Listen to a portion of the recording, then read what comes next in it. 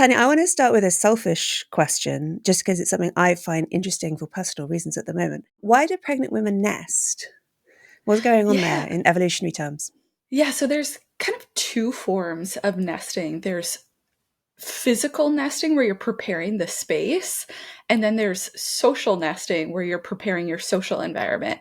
And we can think of physical might make sense that you want to have conditions that are cleaner. So the infant is really vulnerable. So you might want to remove, rotting food or move far away from feces, have it as clean as possible to not expose your vulnerable infant. But then also social nesting might make sense that not only during pregnancy, especially the later stages of pregnancy, as you know, where the woman is very vulnerable because she's less able to move, less able to forage. But once you have your new infant, you're going to need a lot of social support. And you probably also don't want to be around individuals who would be threatening or could cause harm to your newborn. So we find that over the stages, well, basically across the weeks of pregnancy, women tend to increase their nesting on both facets. So both the physical and the social, but we found slightly stronger effects for social, such that women tended to prefer close social partners rather than people they might be less familiar with. So it seems like they're maybe shoring up their social support and ensuring that their infant is coming to an environment that is going to be maximally supportive and least threatening. That's so interesting because I know about the first kind, and indeed there's lots of funny TikTok content about this where heavily pregnant women will talk about cleaning the craziest stuff because they just have this intense urge to clean and tidy. And I can tell you the camera is angled carefully to hide all of the boxes and like rubbish basically that's lying Same. around because I'm in nesting mode. But Oh, social nice. nesting is really interesting. Presumably this doesn't mean so women taking out the trash socially, okay? But presumably this doesn't mean like picking fights, or women aren't going to be seeking conflict during those vulnerable weeks and months, right? Is it more like, I don't know, being extra nice to people who you know you're going to need, or what does it look like? Yeah, I think that's a really interesting idea. We didn't look at the conflict side of it. We just found this preference for kind of close social partners over less familiar others. But I think that would make a lot of sense. It's not the time to start a fight. It's not the Yeah, time to, not the time for yell at drama. your mom. Exactly. So that would be really interesting if women's, I don't know, agreeableness goes up. It might be one way to measure it, but we didn't look at that. But I love that idea. Yeah, that would make sense. And I guess just sort of cozying up to the people that you know you're gonna need. Maybe women prefer agreeable friends and family members during those periods, and then are True. less interested in the fun but unreliable friends, for instance, during that period. Yeah, yeah, the ones that you can count on and are going to be helpful and more nurturing, probably. Yeah. Okay, which brings us on to this broader and very interesting question about what it is that women want from friendships, particularly. What do women seek out in friends? Yeah, so I did a study recently with Jamie Palmer Hogg where we looked at kind of indirectly at this question by looking at what transgressions most upset men and women. And we found that women were more upset if a friend was not displaying cues of kindness. So if she was being cruel. And they were also more upset if their female friends were not showing cues of interpersonal loyalty to them. So, like forgetting it was your birthday, or not asking how your family is, or never being the one to reach out first. You always have to contact them first. Um, so, it suggests women are looking for kindness and interpersonal devotion. And I think that this might make sense if we think of our female ancestors, many of whom were in patrilocal environments, meaning that once they got married, they went and lived with their husbands' families rather than staying with their own, at least for the food producing groups, like more agricultural societies. So what that meant is you're surrounded by these people who aren't your genetic kin. And so you have to actively kind of foster your relationships. And Dave Geary suspects that women did this in kind of reciprocal, altruistic relationships, kind of exchanging benefits in a tit for tat manner, or mutualism. So we're both benefiting from this endeavor. And so if we're thinking of relationships in that context, You might want to select a partner who's going to be nice insofar as she would be more generous with you. Maybe your kids are really hungry because your husband wasn't successful on the hunt. Um, and she might be more forgiving if you can't, share with her in the moment. And then interpersonally devoted would be really important because, maybe there's another ally who would be more profitable to pair with. But if she's devoted to you, you can be more confident that she's going to stay your friend and continue to help you out. I think that interpersonal devotion might also have played a role if we think of women's reputational competition. So if another woman was really upset with you, she might share your secrets with the group, or she might even make up a rumor that wasn't even true that could have been really consequential if she, for example, said something like, oh, she's cheating on her husband. I mean, if your husband believes that, that could be the difference between you being able to provide for your kids and not. So having cues of loyalty might have been really important to our female ancestors. It's a very interesting point about the patrilocal versus matrilocal. Patrilocal strikes me as being a much more precarious and stressful environment for women, because am I right that one of the one predictor of children surviving to adulthood is the involvement of maternal grandmothers. Maternal grandmothers seem to have had a very important role historically, and often still, in helping women with their own children. In the patrilocal system, you don't have your maternal grandmother, right? Or your sisters, or you're kind of starting from scratch in terms of your female network. Yeah, so you're surrounded by people who don't have a genetic interest in helping you.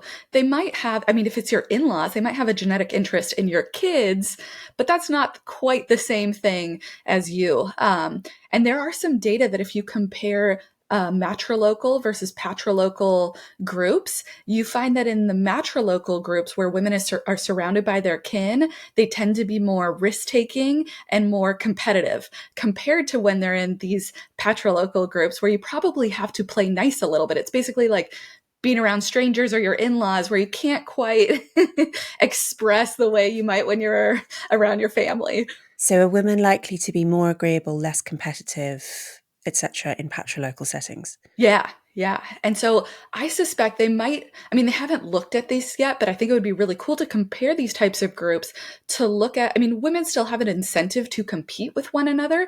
So my guess is in these contexts where there's pressure to appear very kind and pro-social, you might see more forms of, indirect tactics. So women's competition is already very indirect, but you might find a very increased level where perhaps they're more self-deceived about their aggression and their competitiveness, and kind of more framing them in pro-social terms compared to being, overtly nefarious. That's so interesting because I'm reading this fascinating book at the moment. It was published at the beginning of this century by a group of sociologists about the culture of the East End of London. I swear this is relevant. And one of the things that they look at in particular, which is very interesting, is the way that Cockney culture, white working class East End culture, has been displaced by a combination of yuppie culture and Bangladeshi, specifically Sylheti culture. And one of the differences, and that one of the things they note, is that Sylheti and Cockney culture are quite similar, that they're much, much more similar than is the yuppie individualistic kind of culture, in that you have extended families, you have people often living in close proximity to one another, sexually conservative, etc., much more traditional in quite similar ways. But one of the differences between the two cultures is that Cockneys are matrilocal and Sylhetis are patrilocal.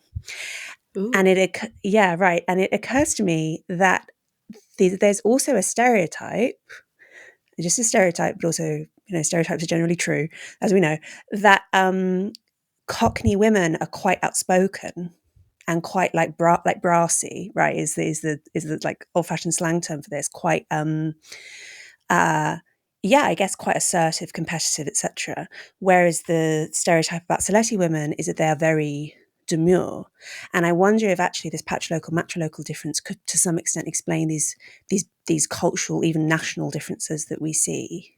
Do you think that's plausible? Yeah, yeah, I totally think that that could be playing a role. That's a really interesting example of this. It would be sweet to see um, if that's playing a role, and it would make sense that if you have to appeal to unrelated women, you are going to play by women's rules. And so if we know that women care about kindness and loyalty, you're going to have to amplify those traits compared to being bossy, aggressive, competitive.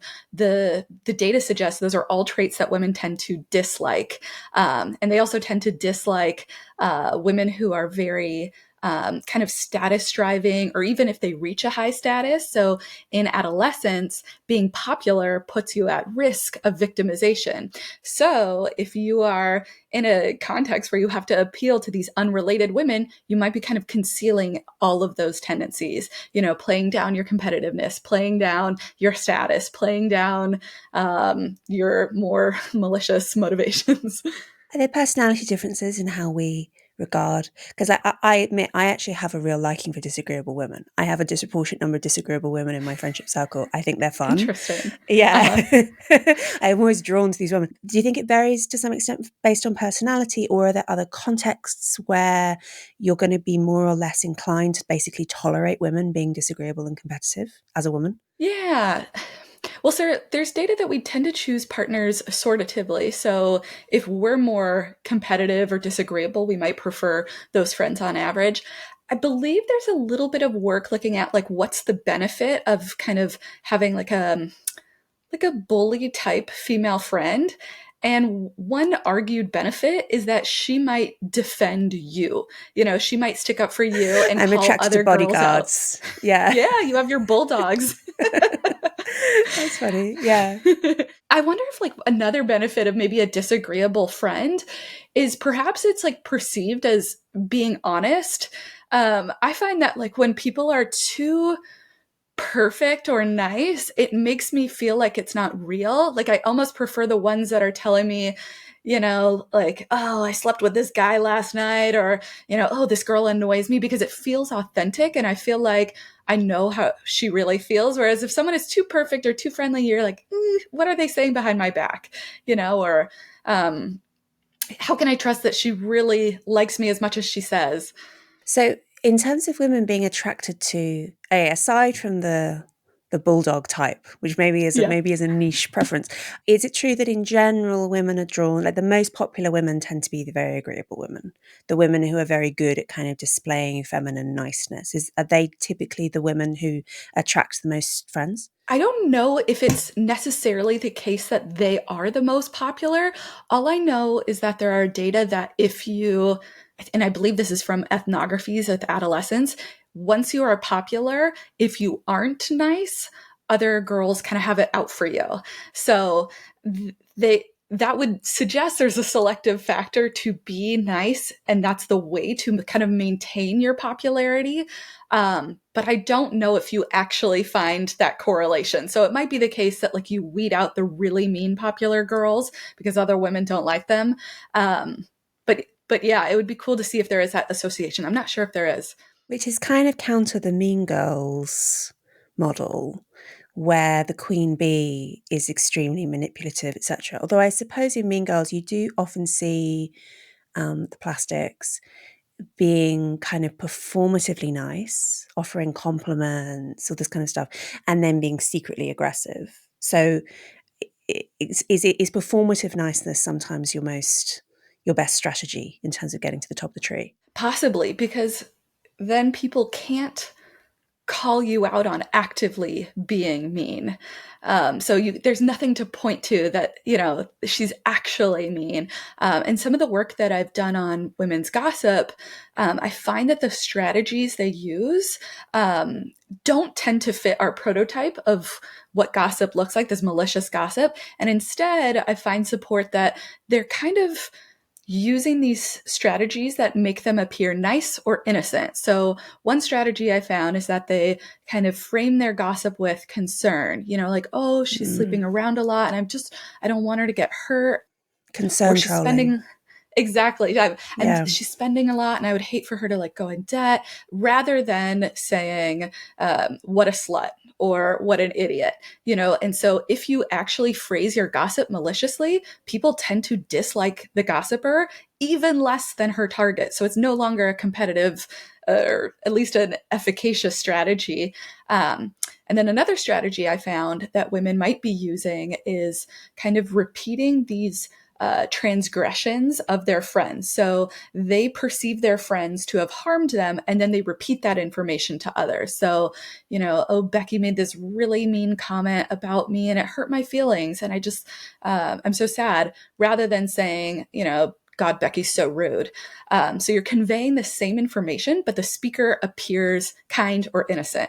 And so, kind of back to what you were saying about this performative niceness, like even aggression, if it's guised in this pro-social way, third-party observers don't tend to recognize that as gossip to the same degree. So you can get away with the same exact behaviors, but no one is registering that you're a perpetrator. No one can do you for it. Did you Yeah. read Yeah. the recent Sunday Times profile of Hannah Needleman, the Ballerina Farm? Oh, my sister was just telling Does me it ring a about her and bell? showing me. Right. It's had a massive impact on social media. So this is a woman who is a former ballerina who she's stunningly beautiful. She's also a beauty queen. She's been a Mrs. America, I think. And she's also Mormon. And her husband is a Mormon billionaire because he's heir to some like airline fortune or something like that. And she gave up ballet in order to go and live in, I think they live in Utah, to go and live on a farm in the middle of nowhere. And she's had 8 children so far, tight age gaps. And she is like, she's like the Uber trad wife. And she's all over, and she has loads of social media stuff about her kids and the farm and the cooking and things like that. And this profile of her recently very strongly represented her as being basically being controlled or being coerced into this life by her husband, and represented, and like I have no knowledge of whether or not that's true because I've never met these people and probably no one really knows apart from them, right? But the impression given in the piece, which is written by a female journalist, and the way that this has been received publicly mostly, is basically this poor woman. She gave up her dream of being a ballerina to go and do drudge work. One of the things that's been remarked upon a lot is that they don't have a nanny. So she has 8 children and she's doing lots of work on the That is a lot. property. Yeah, and they don't have a nanny. And they could obviously afford a nanny because Yeah. her husband's super rich. The thing that jumped out to me about a lot of the responses to the Ballerina Farm piece, I'm again saying I don't know what's going on in their marital home, right? None of us do really. Was so much of the response felt to me like concern trolling.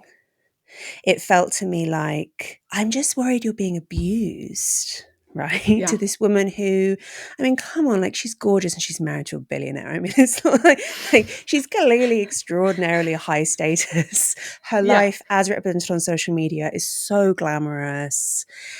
I felt very strongly like there was a tearing women down thing going on there where like we have to find some way of puncturing what is otherwise an impossibly envious, envy provoking person, right? Yeah. But Yeah. surreptitious.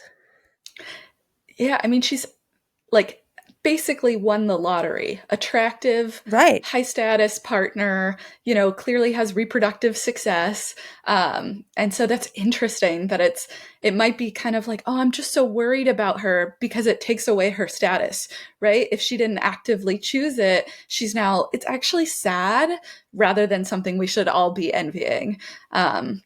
We do, in some of my studies, we've found that so people generally show a pro-female bias where they tend to see women as victims, and they're more sympathetic to their suffering.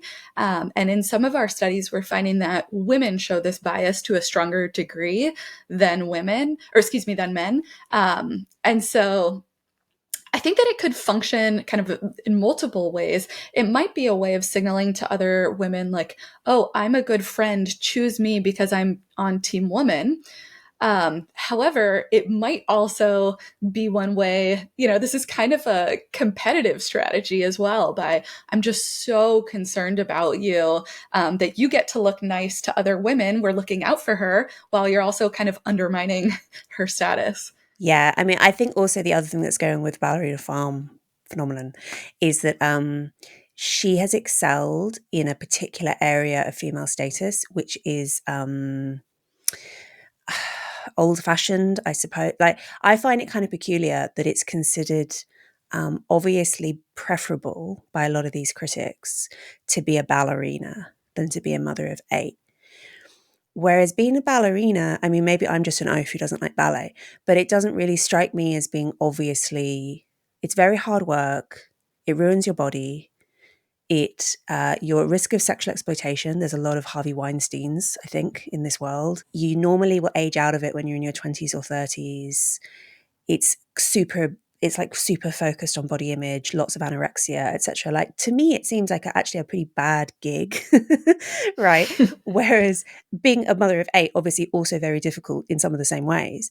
But, to basically strongly assert that pursuing your professional dreams, be they ballet or whatever, is definitely better than pursuing having a large family.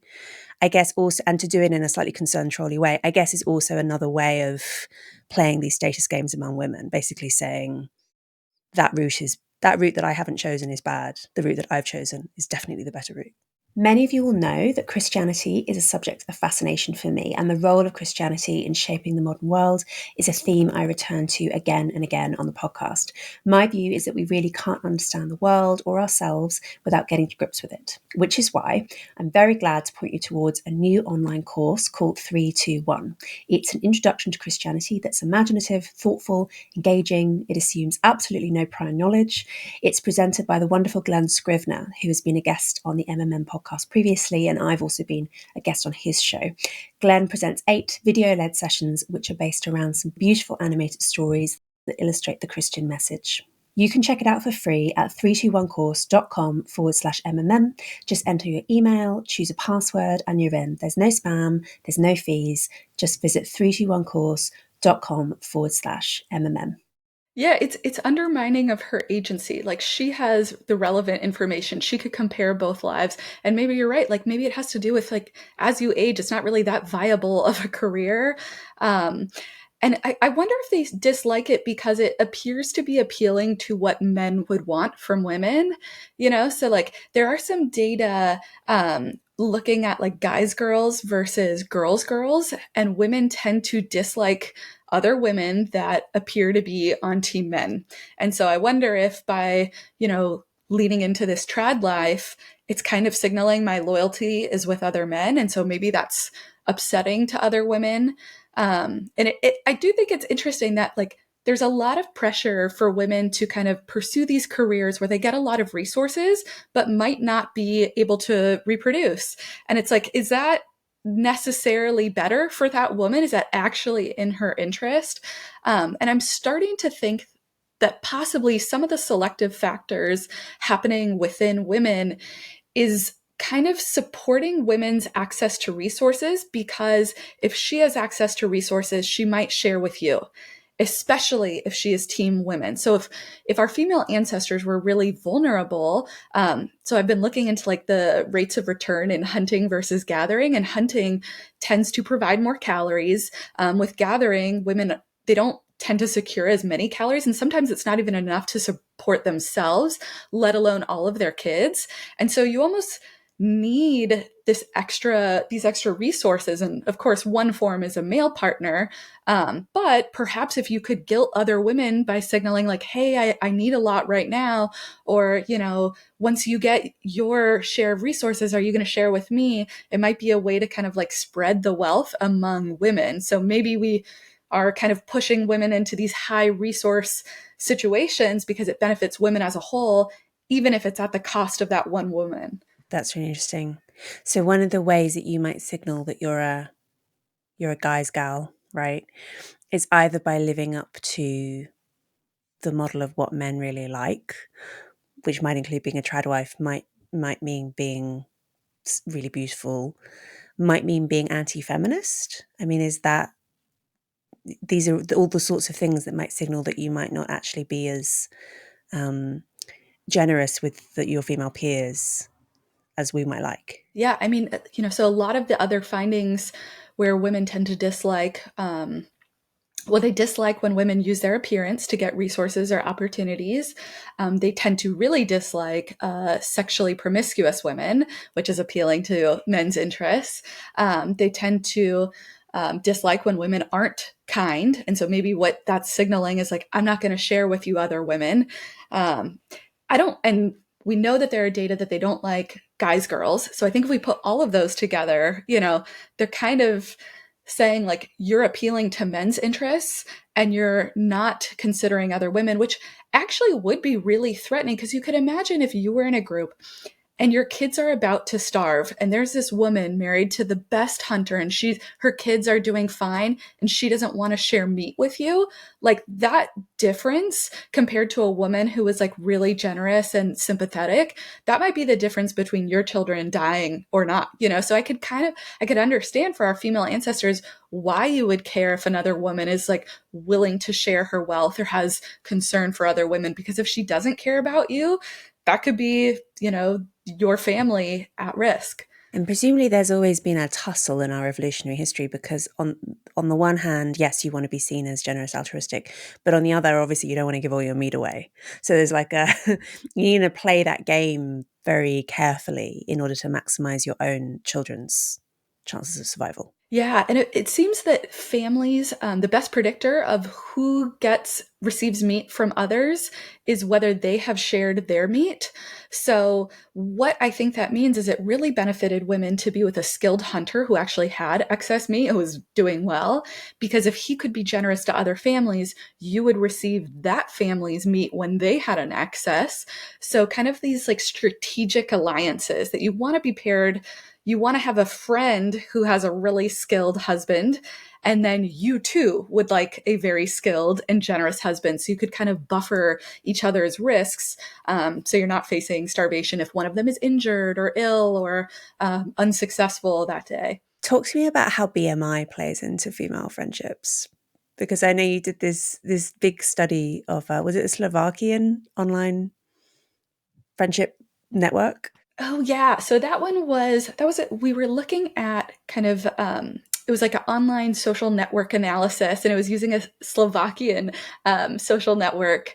And so we were looking at patterns of homophily, and we found that among female ties, if the users diverged in BMI, they were less likely to have the tie reciprocated. So, meaning I might follow another girl on social media, and if we're too different in BMI, they don't reciprocate the tie. So they might not friend me back, is what I think is going on. So, that might suggest that women are I could see it going both ways, that it could be the case that you might not want to be friends with someone who's much thinner than you, perhaps because she's more of a mating threat. Alternatively, maybe you don't want to be friends with someone who's much heavier than you, perhaps because it might lower your status. So we don't know which way the effect is being driven. So it'd be really cool to do, additional studies on this.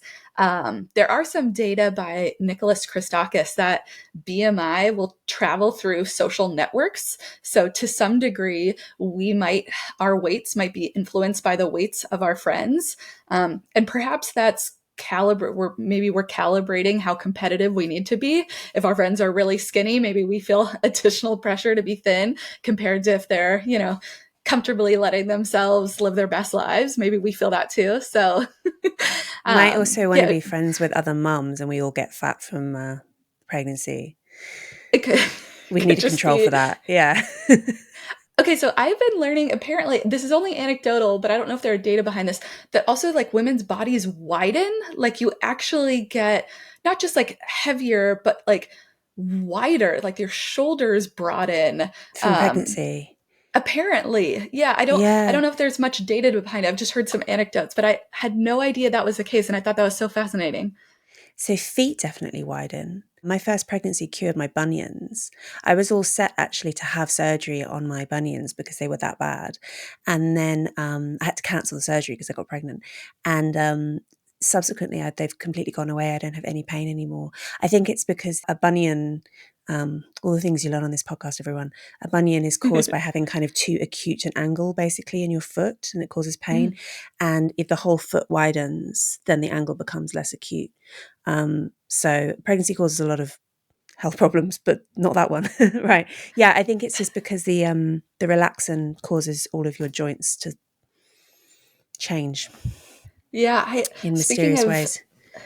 of feet, I found this paper where they were arguing that women's feet have been sexually selected to be smaller than would be advantageous. So they Really? found that like people have a preference for small feet among women, and that if you think of like, you know, what you would need to be more stable during pregnancy, you would think you should want really large feet. And so it's super interesting that your feet widen. Perhaps it's like a compensatory mechanism. Like I'm going to have small feet throughout my life, except for when I really need larger feet for stability. And, you know, it's going to temporarily increase, but then go back to normal size once I'm no longer pregnant.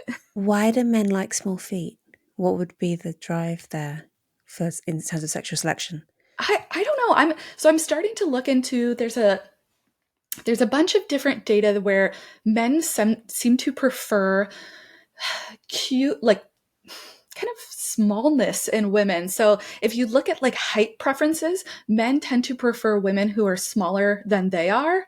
And so it might be, I could see it being a lot of things. I could see it being just like perhaps small feet are just sexually dimorphic. So it's attractive. You know, it's just like a strong cue of femininity. You Or just it don't look could be, masculine. Yeah. yeah, it could be like actually having, you know, a more vulnerable partner is appealing because maybe it's a stronger signal that I'm a good protector, a good provider.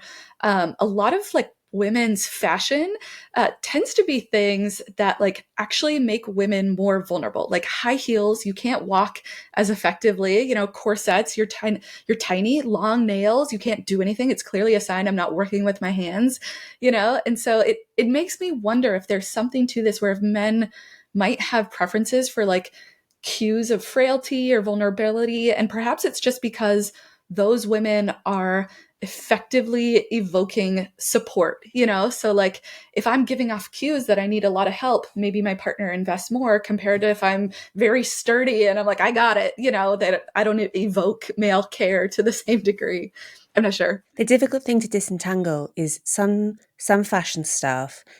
It is definitely attracting men, right? I think that men do like high heels. I've also read that they make you kind of wiggle in a way that makes it look like you're ovulating or something like that. It sounds like bro science, but this is what I've heard. But something like long nails, I don't. I've read that men don't actually like long nails. What men like ideally is like nicely manicured, relatively short nails in like pink or red. Basically, a very sort of standard manicure. They don't like the long acrylics and stuff. But you're totally right. They do indicate that you're not doing any manual work. So I think they're clearly indicative of status. It may just be economic status rather than sexual attractiveness per se. But obviously, the relationship between them can be complicated. Um, Yeah. Going back to this question about women's friendships and sexual attractiveness, do women tend to prefer, if we tend to be attracted to people who are like us for friendship purposes and also romantic purposes, do women tend to prefer friends who are similarly attractive to them as well? Is that the sweet spot between, like, you don't want your ugly friend to drag down your status, but you also don't want this woman who might steal your man? Is that where we settle? Yeah, I don't know if there's an active preference for like exactly where we are. I would think, you know, it might be where we're at or maybe just a tick below. All I know is there are data showing that in general, women are okay with their friends having better traits than they are, than what they have. So like a more intelligent friend or a kinder friend, but they don't want a friend who's more attractive than they are. Interesting. Yeah, so it suggests at least that's the one domain where we don't want our friends to surpass us. And they find that if there is a discrepancy in attractiveness, the less attractive friend tends to perceive there to be greater mating rivalry in the friendship. She perceives that to a stronger degree than the more attractive friend who's not even, you know, noticing these dynamics or not feeling as competitive with her with her less attractive friend. Wouldn't it be in women's interest then to kind of uglify themselves when they're socializing with their female friends? And they tend not to do that. Like women will put loads of effort into getting dressed up and looking nice, not looking sexy necessarily, but looking fancy to go to an all women's event or to see, where there are no men involved. Women will make lots of effort with their appearance. What do you think's going on there? Yeah, it's kind of a mixed bag. There are data to suggest that women, if they know they're going, so Jamie Krenz has done this work where if they know they're going to an all women's event, they wear less provocative clothing compared to if they know if men are going to be there. So they are kind of dressing in a pro women fashion. I'm not sure if they would like wear less makeup. I do know that there are data that other women perceive a woman who's put on a lot of makeup to be more of a threat compared to a woman who wears less makeup. So maybe you go for a slightly more natural look if you know you're going to an all women event. However, there probably are some benefits to signaling that you understand fashion and beauty techniques, because that might be something that other women would see as an advantage. Like, oh, she's going to be able to help me do my hair or do my makeup. So it'd be cool to see, kind of how they navigate both the benefits and costs of appearing too well groomed. It's also, with fashion, maybe more than hair and makeup, it's a way of indicating your social sensitivity, right?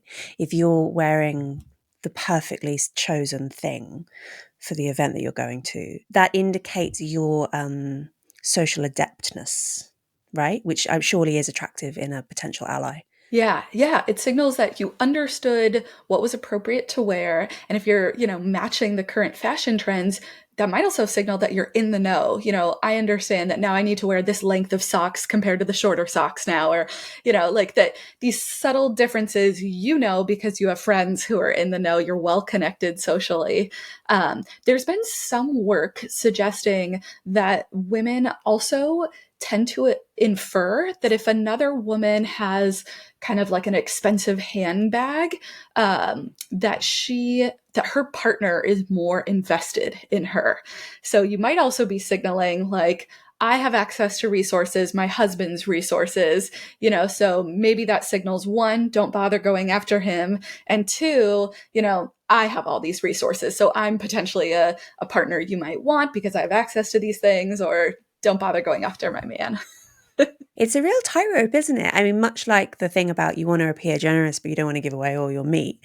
You want to be sexy to men, obviously, because then you get a higher value mate, but you don't want to be too sexy. You don't want to be too threatening to other women. So you need to find some compromise between the two. And presumably in our evolutionary history, there's been a tension between those two those two things have pulled at each other to some extent. Yeah, and it might explain some of our, fashion trends where, like, I notice when I go to the gym, I kind of see women either dressed in the super revealing outfit, the crop tops and like the super tight shorts, Crop thought. or yeah, that was probably appropriate. Or they're wearing a huge oversized baggy t-shirt, huge oversized sweats, and where I'm like nobody even knows if you have a great body or not. Like they're concealing it. And so it might explain why we get kind of like simultaneous fashion trends where it's like super revealing or super conservative. It's like this tightrope balance of who you're signaling that you're appealing to. And those fashion trends that men find really bemusing because they're like, this is hideous. Why are you dressing like this? And it's like, it's not for you. That's why. that's the explanation. How does this play out? All this difficult relationships between women, the agony and the ecstasy of female friendships, right? How does this play out in polygamous societies where women are having to negotiate relationships with co-wives, which are very high stakes, involve competition between children and for the man's attention? Like how do we see this playing out differently in polygamous versus monogamous societies? Yeah, it's a good question. So there's some data, I believe it's Apostolou has data that where they estimate in these non-industrialized societies, women have about, I think it's 26% chance of ending up in a polygamous marriage where it was non-sororal, meaning it wasn't your sister. And so if our female ancestors had a 1 in 4 chance of ending up in this might have been a strong selective force across human history, which is what Dave Geary has argued. And if you look at the cross-cultural investigations of co-wife relationships, they seem very fraught. Like there's a lot of conflict. It tends to be over access to the husband's resources, whose kids are getting the most support, who's getting the most sexual attention. And so there's a lot of like backbiting and competition between the co-wives. There are some cases where they can tend to form a more cooperative relationship, and those tend to be predicted by having large differences in age. So you can sometimes find that the like senior co-wife will tolerate this younger new co-wife. Basically, if they have an arrangement, like I will tolerate you if you take care of me as I age. And so they're kind of like exchanging benefits. And so there's some evidence that they can find ways to be cooperative, but I suspect that a lot of times it was pretty competitive and the stakes were high. There are data from the Dogon people in Mali where it's a lot of these court cases where women are accusing their co-wives of poisoning their children. And so I don't know how representative that is, but if it was, at all common, it would suggest like the stakes were incredibly high, and that this competition could manifest in really harmful behaviors.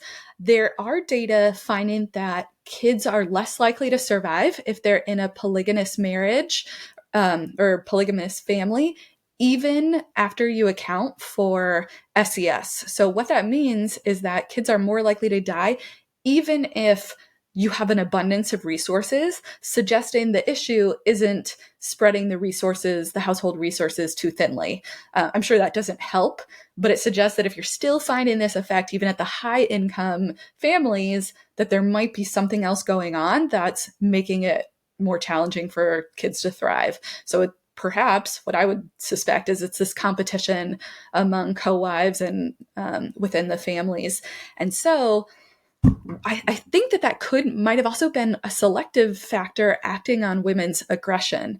That basically, if you could find ways to compete or undermine your co-wife in a way that made you look innocent, that might work in your favor, right? So if I complain to my husband that she has been really mean to me, he might actually go get mad at her when maybe in reality I'm the mean one, right? So if we can find ways to manipulate the situation where it doesn't look like we're the aggressive ones, that might have worked in our favor because men aren't realizing who's the real perpetrator.